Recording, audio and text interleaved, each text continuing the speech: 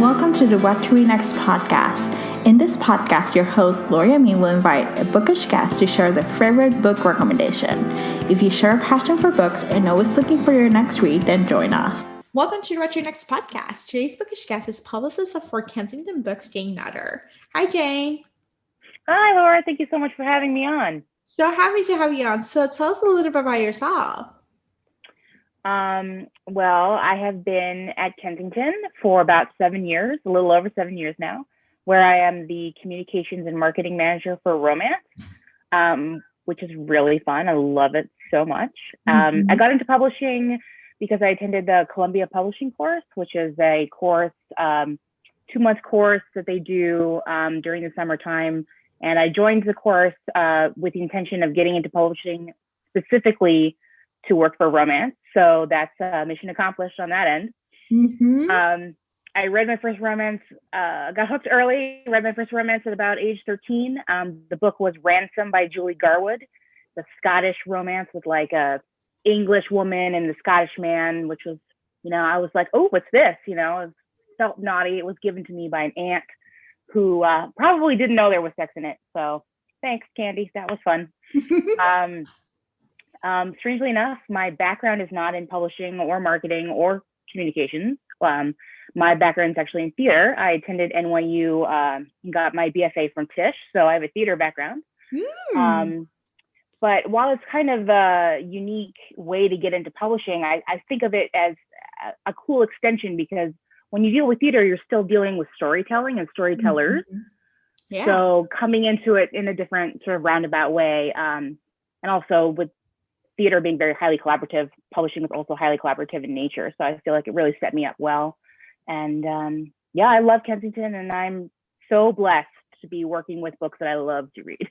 I love this. I love this so much. I love you're able to combine the things that you love into a job that, pays the bills. And so like you get to be connected within a passion of romance, and you get to spread the romance. You can be a romance fairy godmother. Yes, exactly. It's so fun. So let's talk about your job. What does your day-to-day look like? So at Kensington, our departments are integrated. So we do communications and marketing. So 2 hats. Day-to-day really depends. It changes a lot depending on what books are coming up, what I'm working on. But generally, I spend my time like pitching books to media and to bloggers and Instagram, communicating with them, then also communicating with authors, brainstorming potential partnership ideas with different organizations or reaching out to outlets to do fun partnerships, lots of internet sleuthing, to make sure I'm finding the right people to get our books in front of the right audience, just sort of keeping things on deadline, writing press releases, sending out books is obviously a big part of what we do since we want to make sure we get those early copies into big mouths' hands. So books and book kits. And then, we work so far out that we've started to actively plan and work on books that are coming out a year from now. So I often don't know like what month it is or what day of the week it is. I just get really lost because I'm already thinking about December 2021 and it's October 2020. So it's very, we work so far in advance that there's a lot in the mix. So it really depends. But my favorite thing about my job is that I get to work directly with these authors that I admire so much. It's such a humbling experience to be a fan of an author before you get to work with them. And all of a sudden you're talking to them regularly and helping them craft their campaigns and reaching out to people about their books and on a regular basis. And it's like, oh my God, I can be a professional fangirl at other people with these books. So it's like, it's just really great. I am a huge fan of Mary Jo Putney. I always have been for a very long time. And when I was interviewing at Kensington, I mentioned Mary Jo Putney, we are the publisher of Mary Jo Putney. And they had me do a potential like sample marketing and publicity plan for a Mary Jo Putney book. So that was, in a way, I had Mary Jo Putney to thank for my career. So thanks, Mary Jo. It's just great. It's like, it's such a nice thing to be able to work with these authors that you admire. and then, to help them get the readers that are out there. It's just really remarkable. And that's definitely my favorite thing about my job. I love working with you guys. Like, something I've worked closely with Kensington. I have to say, like, I'm really grateful for the partnership, like for the level of, like, even just sending the authors, their quality of authors that come into the show.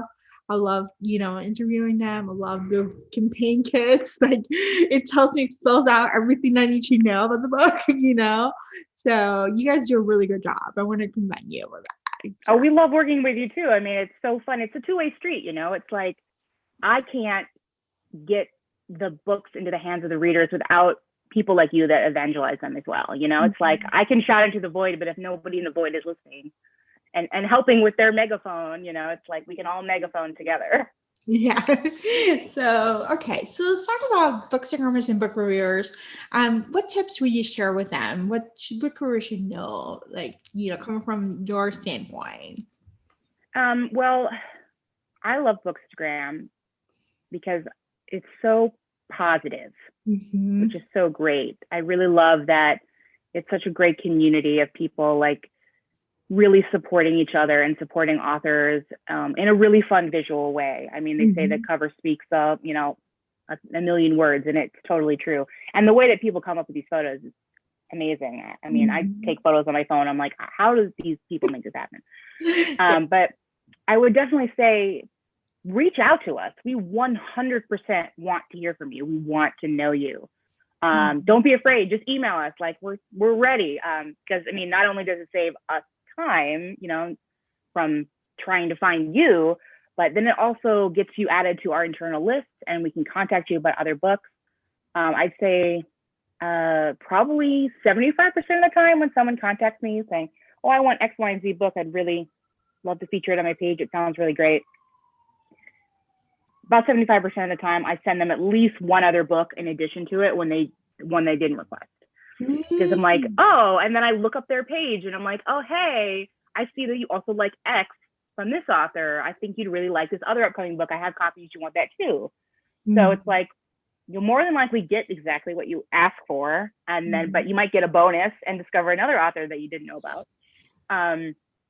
So when you're making contact, I find especially like for the first time, or, even within the same company, just a different, like if you're reaching out to a colleague of mine, always, obviously disclose what your page is and your stats and things like that if you have those, but also tell us like what you like, like the specific subgenres that you like or tropes that you like, because it really helps us connect the dots to your taste like right away. And so we can plug in like, okay, this is what I have, this is what they like. And so not only does the reviewer like it, but then they also know that their audience wants to know about that book too. So it's really helpful. So even if it's like a comp title, like, oh, hey, I really love, Julia Quinn. And I'm like, okay, cool. Then I have Ella Quinn for you. I mean, they have the same last name, but they write similar books. So it's like, oh, I have this, so it's helpful just for us too, just like tell us what you like, and we can make sure that you're getting the right things from us. Yeah, I really love it. I think I mentioned to you guys, because I was like, I just read Priscilla's latest novella, and it's set in Chicago. And I was like, oh, by the way, I really love it. And I mentioned, I was like, oh, I just moved to Chicago, so I needed more Chicago books. That's basically like where I'm coming from. And I got a message. I don't know which one of you guys were like, you need to read Love at First because it's set in Chicago. And I was like, perfect. Like, it was like, like even just you're looking for a trope or you're looking for a comparative author, you're always looking for the next recommendation. What should I read next? Because romance readers are voracious readers. And so it's kind of fun just to be like, oh, if you like this, and there's all these other books that you can check out. So. Well, if you're looking for Chicago, you should also check out Shannon Schroeder's O'Leary series and the Love at First Sight series. They're both set in Chicago. Okay. I'm adding them to my TBR. So, awesome. So let's talk about Kensington titles and talk about romance titles and backlist. So which authors or books should we pick up during the backlist? It might not be the new shiny object, but they're hidden gems that we should definitely look for. What's cool about Kensington is that we have, especially in our Zebra imprint, which is our main romance imprint, we have a lot of really good solid backlist from authors like Hannah Howell and Debbie Macomber and Cynthia Eden, Susan Wiggs, Lori Foster, Janet Daly. But when you sent me this question, I really thought about it because I was like, I want to give people the hidden gems that like I reach for over and over again, even though they're in my office. Like I have them on like a little special shelf. So some of my personal favorites in terms of backlist books that people should definitely check out are Magnate by Joanna Shupe.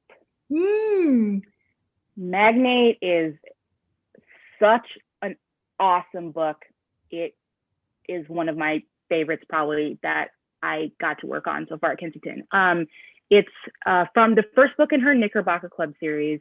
It's set in Gilded Age New York. It follows a powerful, like robber baron type steel tycoon guy who's rough around the edges because he grew up poor in the Five Points, but you know he's a self-made man. And he, the heroine is approaches him because she wants to open up her own stockbroker agency because she's really good with facts and figures and numbers and has really good intuition for stocks. And so they get caught, of course, in a compromising position, and it goes from there. But it's it's one of my favorite things where it's like the cross-class romances. Even though he's rich, he still has the like scared little poor child on the street inside. So it's just great. It's so good. The whole series is good. I highly recommend it. And another one that I love is called The Name of the Game by Jennifer Dawson. It's a contemporary romance. Oh, actually also set in Chicago. So there you go. And it's one of the books from her Something New series. It's very sexy, very contemporary. It's like hip. It's very cool. The characters are really cool. You will want to know them. This one is it's a family saga, so it's siblings. You know, each book is about a different sibling. This one is a guy. He's a professor, so he's really buttoned up, and he's really big into fitness and running. And the heroine is a baker, so she's really anti, anything that doesn't have to do with sugar, and they're very clashy, but it's all sexual tension.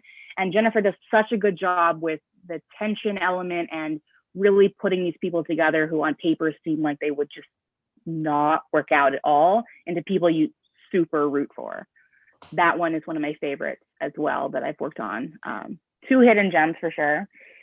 And then another one that's sort of out of the box, which is really cool, is it's a book called All In by Simona Arnstedt. She is what they call the queen of Swedish romance. Simona is Swedish. She's basically the only person who was writing uplifting fiction in Sweden because, they're more known for their dark and twisty snowbound thrillers. So they were kind of like, wait, happy endings exist? So we published the English US editions of these books, and they're super fun. All In is about, it's basically like a more intelligent 50 Shades-esque type hero without the creepy factor, because he's a successful billionaire who runs a company, and he's trying to take down the other company, which is run by the heroine's family. And she's sort of caught in between them, and it's like really hot and heavy and rich people on yachts drinking champagne in Swedish summer when the midnight sun and it never sets. And it's really unique. There's 3 books in that series, but All In is the first one. Another one that I love is for paranormal fans is called Blood Assassin by Alexander Ivy. It's in her Sentinel series. It's not part of her Guardians of Eternity series, which is her well-known vampire series that's long running. But this series, it just had the kind of a cool X-Men vibe because the characters had kind of special powers, and there was a whole really awesome paranormal world building there that I found really unique. And the hero was like the strong, silent person who had like been brooding over the heroine, who was like this kick-ass like warrior chick. It's really fun. I just really fell in love with that book. And the hero on the cover is bald because, and now it's just like really eye-catching in the store. And then for like really cool action books, you have Mandy Baxter's U.S. Marshal series and Sydney Bristol's Hot Ride series. Both are, well, one is law enforcement, the other one is like more like a Fast and Furious because it's cars. But they're both really fun, action-oriented, lots of action, lots of tension, lots of heat level. And those are really fun, lots of intrigue, really fast-paced. Those are really cool as well. And then I would be remiss in not mentioning that we have a bunch of really great backlist novels from Sylvia Day at Kensington. They're actually her historical novels. So when you think of Sylvia Day, you don't think, wow, she writes really good historical erotica. But she does. And she actually started out writing that before she started writing her other series. So that's always cool. So if you're a fan of Sylvia Day, definitely check out her historical backlist. It's the same, it's signature Sylvia Day. It's just, corset unlacing instead of, taking off lingerie. And then for fantasy romance, which is another thing that I love that don't think there's enough of in the world, is Jeffy Kennedy's 12 Kingdoms series. We published the first 3 books in that series, and they're just so great. I just love the way she treats all of her heroines with such respect. The heroines are all different. One from the like really damsel in distress, pretty girl sister, to the one that was trained to be a warrior, to the one that had sort of magical abilities, and the way that she just builds them in this world and how she integrates the heroes into their lives. It's just really, really great to see the fantasy elements being really not overtaken by the romance, and the romance not overtaken by the fantasy. So it's a really perfect mix. And then another one that's great is it's not too far backlist, but it's Stripped by Zoe Castile, which is so amazing because it's basically Bridesmaids meets Magic Mike. So the hero is like a professional dancer. He's a stripper. So, He's a stripper. He's a stripper.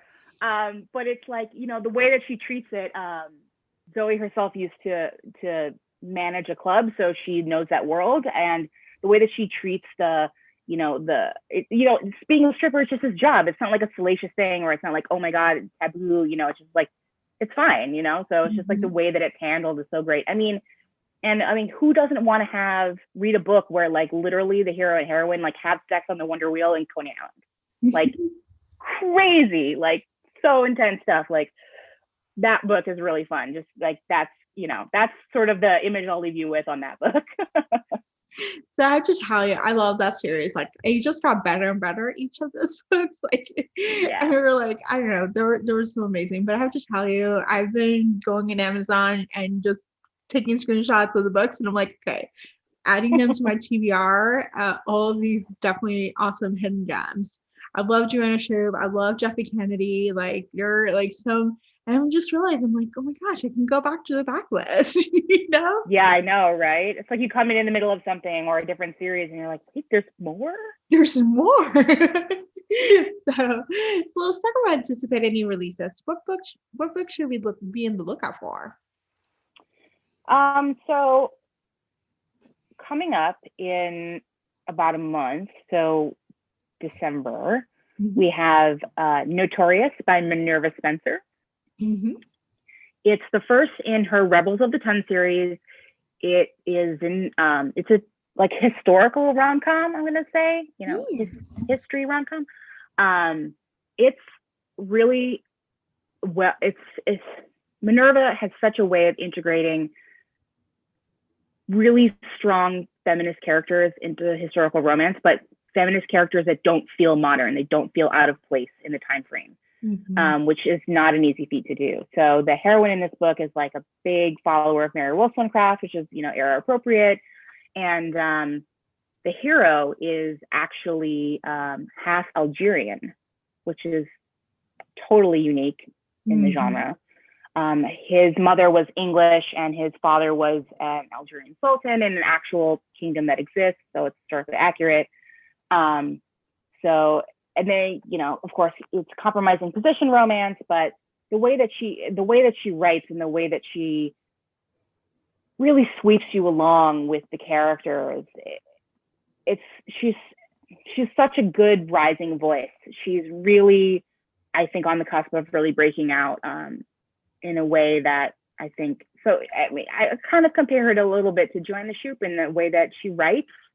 And so I hope that people really enjoy Notorious, because I mean, I certainly did. You know, I was like pulling an excerpt for something, and I was like, oh wait, I've been reading 60 pages in, I have to start doing my job again. Like, I'm just not reading this. I have to, you know, actually send this excerpt to the person. So that's definitely one to check out if you're a historical romance fan. It's not the cookie cutter historical romance that you've read a million times and you can't remember if you've read before. It's like, this is definitely has a unique edge to it. And then we also, speaking of fantasy romance, because I love it so much, we have The Princess Knight by J. Aiken coming out in a month. It's the second book in her Scarred Earth saga. This one, it takes place right after. I would probably recommend that you read The Blacksmith Queen, the first book in the series, before reading The Princess Knight, since it's not as standalone. It really does pick up right where it left off after the first book. But there's no one like G. Aiken that combines like snark and kick-ass feminist fantasy warrior ladies. It's like perfect catnip for right now. She's fabulous. I mean, and also under her other pen name, Shelley Lawrence, you know, but those are contemporary paranormals. This is straight up fantasy romance.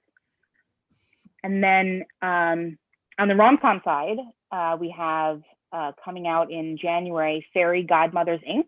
by Sarana de Wilde. It's the first in her new series that is all about, well, it's a rom-com, but it has like a magical twist. So it takes place in this town called Ever After, which is in Missouri. And it's a town basically populated with actual fairy tale characters. Oh. So there are these 3 fairy godmothers who live in the town, and they realize that their magic isn't working as well as it used to. And so they realize that what's happening is because the world doesn't have enough love in it. The love is sort of being leached out of the world, and it's not, you know, people are turning to other emotions like anger and hate and things like that. So they're like, what are we going to do? So they decide to turn the town, it's called Ever After, into like a premier wedding destination. But to make that happen, they need a high profile wedding to get the, you know, everybody's attention. So they turn to 2 of their godchildren, one of whom is a billionaire chocolatier, and their goddaughter, Lucky, who is misnamed because she's the unluckiest person basically ever. Bad luck follows her everywhere. She jokes about it. It's like a curse. Bad stuff happens to anyone around her except for her like best friend and her family that's like immune to her curse. And so when her fairy godmother Petunia calls her up and says, hey, this is what's going to happen, but we need you to get together with Ransom. It'll be a fake marriage. It's a fake marriage. It's fine. Problem is, Lucky is still in love with Ransom. It's her ex-boyfriend. So, you know, can the marriage, you know, a fake marriage become a real one? Can they work through their issues? Can the fairy godmothers save the world and bring back the world's magic? That's fun. So it's a really breezy, fun series. Lots of wit, lots of humor. I really enjoy it. And the second book in the series, which comes out further afield, is in August. It's called Men Are Frogs, which is, and that one is based on the Frog Prince. So the Grimm brothers fairy tale is based on the Frog Prince, where the hero is a frog by day and a human by night. And there's like a tradition in the town where all the single ladies come and kiss the frog to see if they're the one that breaks the curse. And of course, you know, our heroine is actually the one that breaks the curse in that one. But so it's really cute. It's so cute. And there's really I think a big gap in the market. There hasn't really been a rom-com that, you know, incorporated sort of paranormal magical elements. So I think people will really like this one. I think people will really enjoy it. I think so too.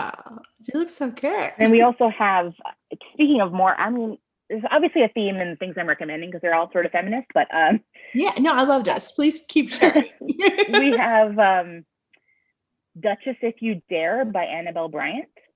Annabelle is a USA Today bestselling author. This will be her debut in trade paperback.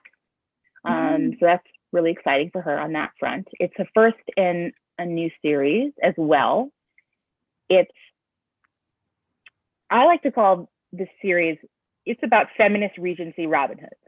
Because I can't help myself. Like that's where my mind goes, because it's about a group of women who are not high class. Most of the time in historical romance, the women are upper class. These women are normal working class or just normal people going about their business.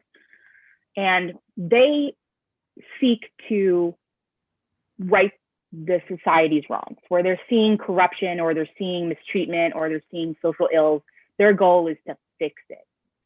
So our heroine in this book is investigating the disappearance of a friend of hers and bumps into this duke who's investigating something his brother had done, and they figure out that it's kind of the same thing. So they start investigating it together. So not only is it like a, feminist take on historical romance, it's also about social justice, and it's also about men getting put in their place, because she's always like talking to him like, hey man, you got your privilege here and you got to use it for good, not for evil. So I think that's really fun, and I think it's a bold new take on getting some to addressing more contemporary issues, but through the historical lens. Oh gosh, I can't wait. This is so exciting. So now let's talk about reading taste. When it comes to romance, what is your favorite trope?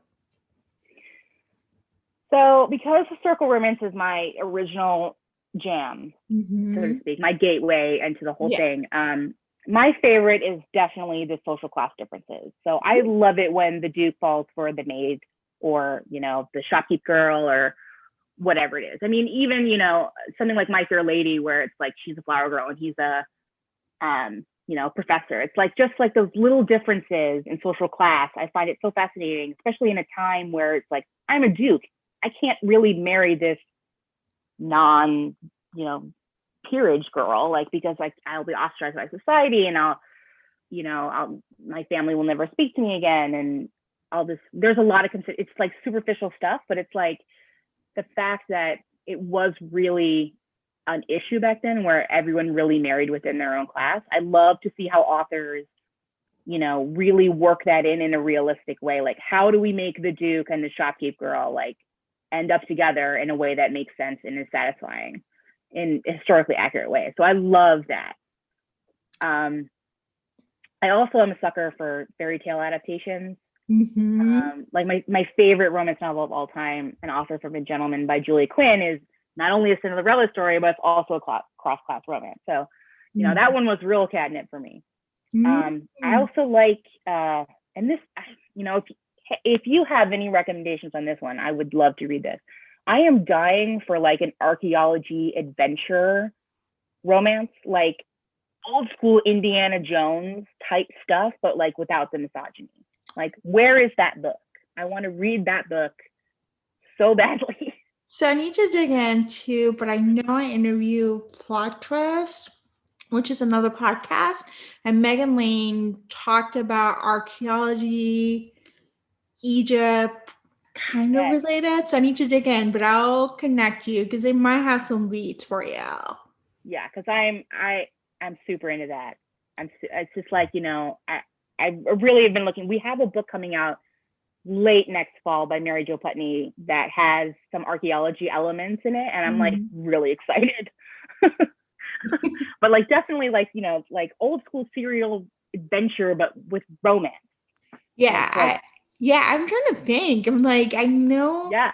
right? Megan Barnes had a little bit of archaeology in her latest book, but it was not like action packed and it was really dark. So I don't think that would fit into it. But I feel like, and I feel like Kate Bateman may have written something related to it. All right. But I'm not positive enough. Like I read some of her backlist, but not all her backlist. Like, but I feel like when I interviewed her, she mentioned something related to it. Um, but I'll connect you. I think that's a good, search for, Yeah, definitely So, something I'm searching for.